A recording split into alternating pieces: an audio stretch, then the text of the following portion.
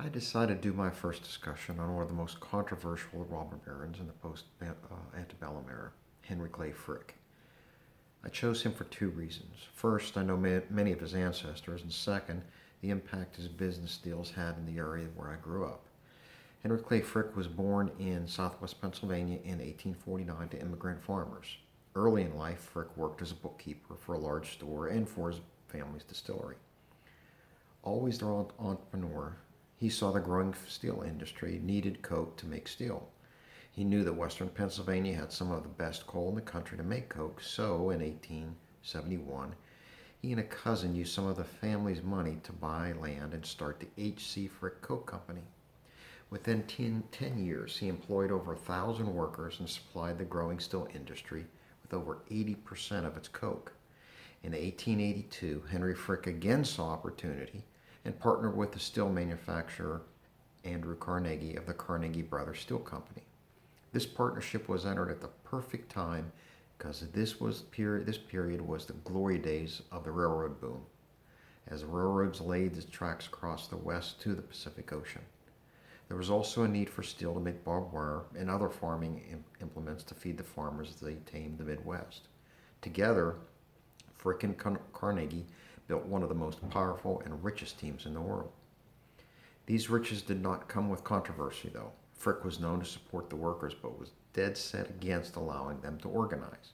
As expected, this led to an increased frequency of labor disputes as unions became more powerful and other companies unionized. The disputes culminated in 1892 with the infamous Homestead Strike, of which Frick earned his nickname as the Muscle Man for Carnegie. He earned his nickname because of the heavy-handed way he broke up the strike. There's actually a type letter from Frick to Carnegie that explains the number of men, roughly 300, munitions, and the mode of transport he was going to use to break the strike, of which in the end 10 men were killed and 60 wounded. The strike became so deadly that the state militia was called out to quell the violence. To add to Frick's troubles, he was shot twice during a failed assassination attempt. Eventually, a combination of strikebreakers, police, and militia broke the strike, but Frick's name was tarnished even to this day. Frick was also implicated in the famous Johnstown flood of 1889, in which over 2,000 people were killed when the South Fork Dam, of which Frick was a founding member, burst.